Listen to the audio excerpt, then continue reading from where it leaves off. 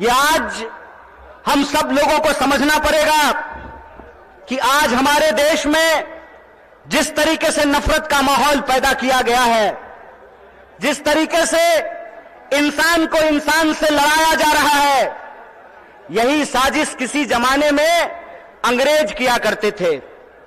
अंग्रेज भारत के लोगों को आपस में लड़ाते थे, हिंदू मुसलमान करवाते थे, मंदिर मस्जिद करवाते थे और फूट डाल करके हमारे ऊपर 200 साल तक राज किया था।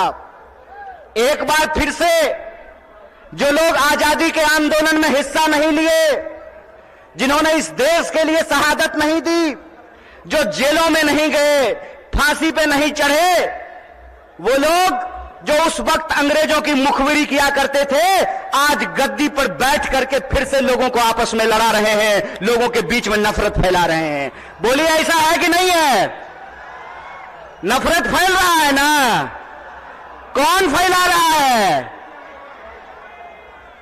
नहीं नहीं नहीं, मोदी अकेले उसमें शामिल नहीं है, उसके साथ वो सब लोग शामिल हैं जो आज समाज को बांटने का काम करते हैं, समाज को आपस में लड़ाने का काम करते हैं। वो सब लोग इसमें शामिल हैं। तो आप सब लोगों से मैं ये आग्रह करना चाहता हूं, आप सब जानते हैं कि कांग्रेस पार्टी ने, भारतीय राष्ट्रीय कांग्रेस ने अंग्रेजों से लड़ करके इस देश को आजादी दिलाई। आजादी दिलाई कि नहीं दिलाई? देश आजाद है ना? कौन आजाद कराया देश को? कांग्रेस ने इस देश को आजाद कराया। और आज एक बार फिर से जब देश में नफरत फैल रही है, उस नफरत के खिलाफ हमारे नेता श्री राहुल गांधी ने कन्याकुमारी से लेकर के कश्मीर तक पैदल चले वो, और उन्होंने कहा कि डरने की जरूरत नहीं है, डरो मत। इस समाज के भीतर जो न्याय है, लोगों का जो हक है, उसके लिए आपको संघर्ष करना पड़ेगा, उसके लिए आपको लड़ाई करनी पड़ेगी। राहुल जी ने कहा कि अगर देश में नफरत फैल रही है तो हमको मोहब्बत की आवाज को बुलंद करना पड़ेगा। और कन्याकुमारी से लेकर के कश्मीर तक उन्होंने भारत जोड़ो यात्रा की, भारत जोड़ो पद यात्रा की। जब भारत जोड़ो पद यात्रा हो गई, तब यह प्रश्न हमारे सामने था कि कौन सी ऐसी चीजें हैं जिससे यह देश ताकतवर बनेगा, इस देश को शक्ति मिलेगी। और यह जो आजकल रोजगार विहीन समझते हैं ना? रोजगार विहीन का मतलब यह है कि गृह मंत्री का बेटा बीसीसीआई का सेक्रेटरी बन जाएगा और आपके बाल बच्चा को कुछ नहीं मिलेगा। समझते हैं ना रोजगार विहीन विकास का मतलब? यह जो रोजगार विहीन विकास है, इस रोजगार विहीन विकास में इस देश के जो आम आवाम हैं, उनके बच्चों का, उनके जीवन यापन का मुद्दा कैसे हल होगा। इसीलिए यह बात कांग्रेस पार्टी ने उठाई कि समाज के हर तबके को भागीदारी देना पड़ेगा। और भागीदारी देने के लिए यह जरूरी है कि हमको देखना पड़ेगा कि समाज की रीढ़ किनको माना जाता है, देश का रीढ़ किसको माना जाता है। आप सब जानते हैं कि भारत दुनिया का सबसे युवा राष्ट्र है, भारत सबसे युवा राष्ट्र है। लेकिन इस देश के युवाओं के साथ अभी यह हो रहा है कि आप पढ़ाई करते हैं, दिन रात तैयारी करते हैं, लेकिन जब नौकरी की बारी आती है तो नौकरी नहीं मिलता है।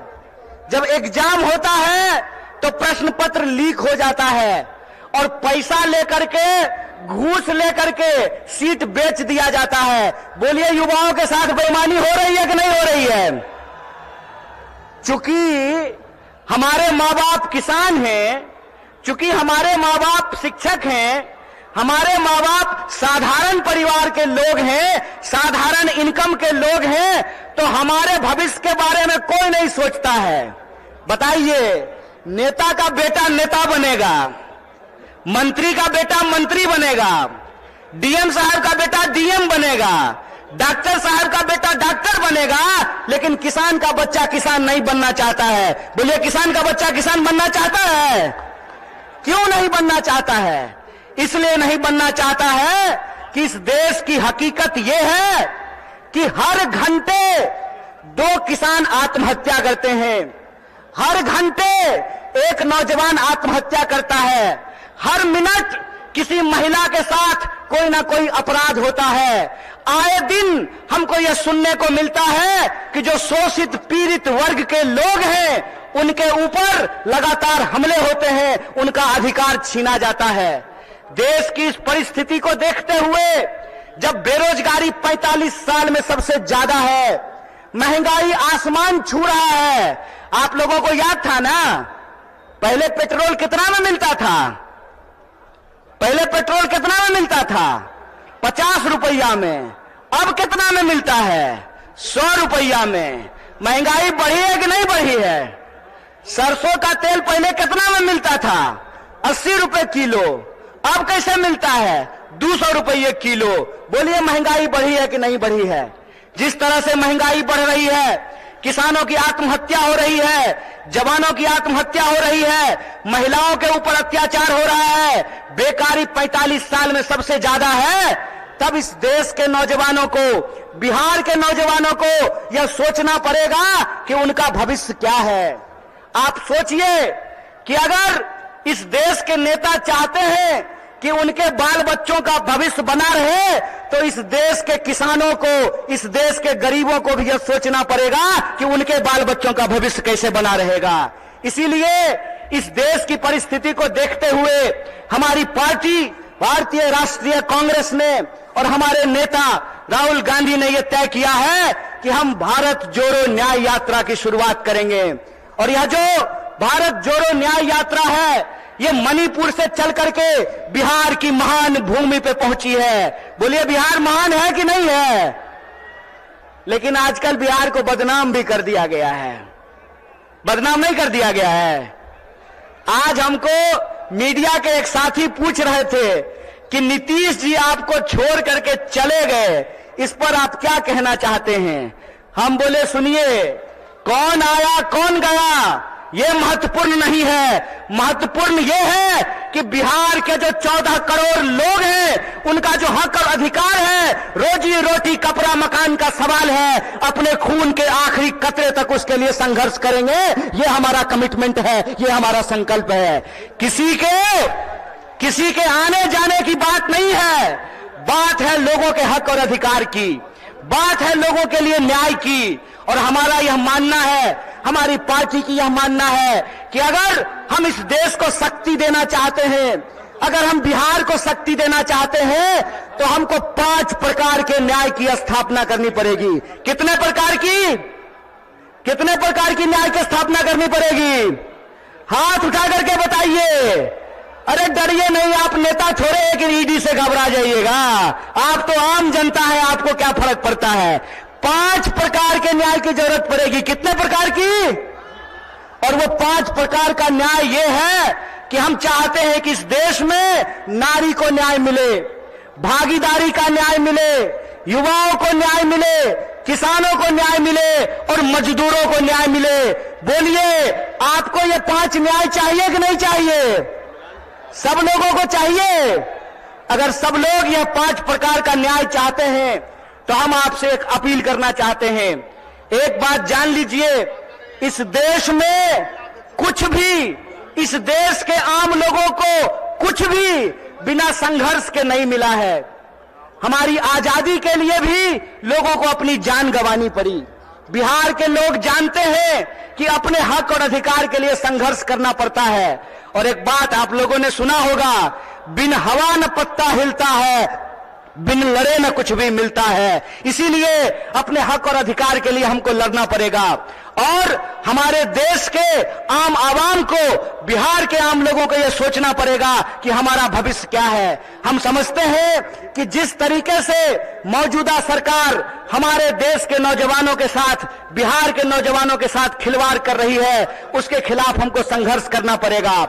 आप सब सोच करके बताइए, अग्निवीर लाई सरकार, और अग्निवीर में सरकार ने कहा कि 4 साल के लिए नौकरी देंगे। क्या सिपाही जी, 4 साल के लिए आपको नौकरी मिलेगा, लीजिएगा? लीजिएगा 4 साल का नौकरी?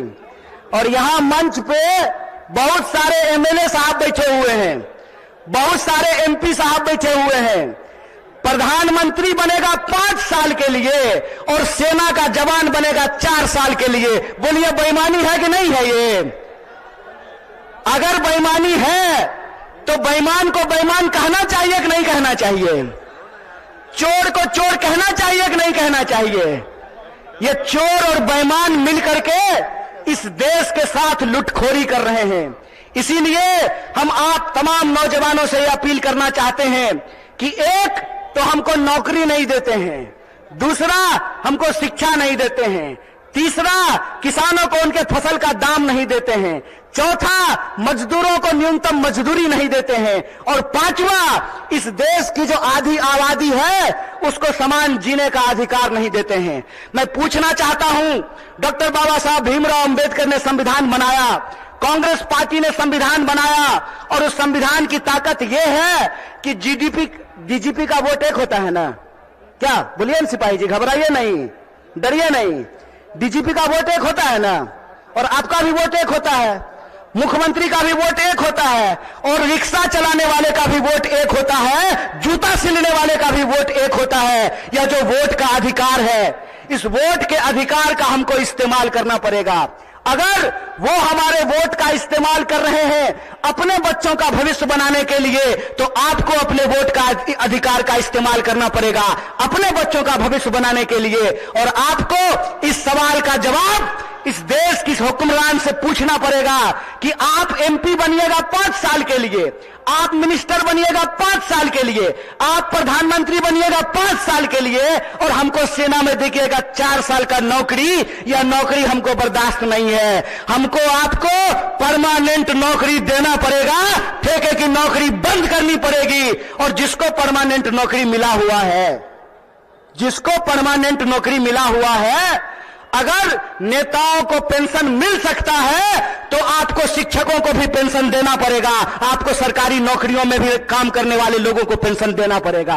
अगर इस देश के पूंजीपतियों का 12 लाख करोड़ कर्जा माफ किया जा सकता है तो आपको किसानों का कर्जा माफ करना पड़ेगा, उनके फसल का पूरा दाम देना पड़ेगा। अगर इस देश में सबको न्यूनतम मजदूरी मिल सकती है तो हम कहते हैं कि मजदूरों को भी न्यूनतम मजदूरी देना पड़ेगा। रोज बरोज नया जो है ड्रामा गढ़ करके लोगों का अधिकार ये छीन रहे हैं। आप लोग वो जादूगरी देखे हैं ना, कि जादूगर इधर से कहेगा गिली गिली पम पम छू और पॉकेट से कबूतर निकाल देगा। टीवी आजकल हमारे साथ वही कर रही है।